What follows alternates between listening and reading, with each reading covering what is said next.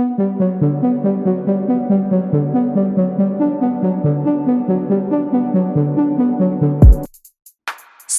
Sejourne selaku Menteri Luar Negeri Prancis mengatakan Israel harus ditekan atau barangkali dijatuhi sanksi agar negara Zionis itu bersedia membuka pintu perlintasan untuk keperluan penyaluran bantuan kemanusiaan ke jalur Gaza.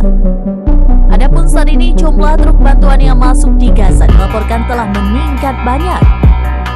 Sejourne menyebut negaranya bisa saja terus mengusulkan sanksi kepada Israel. Ancaman itu merupakan langkah dramatis yang diambil oleh Prancis.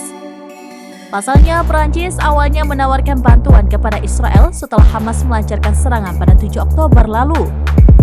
Adapun pernyataan Sejourne muncul pada hari yang sama ketika Turki mengaku akan memberlakukan pembatasan ekspor ke Israel untuk sejumlah produk. Sementara itu, beberapa hari lalu, Kementerian Luar Negeri Prancis telah mengumumkan rencana untuk mengambil langkah hukum terhadap warga Prancis Israel yang diduga terlibat dalam kejahatan perang di Gaza.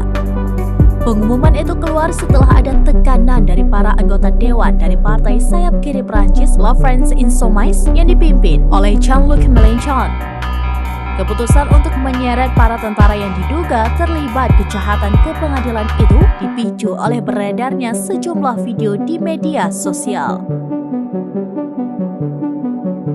Download Tribun X sekarang, menghadirkan lokal menjadi Indonesia.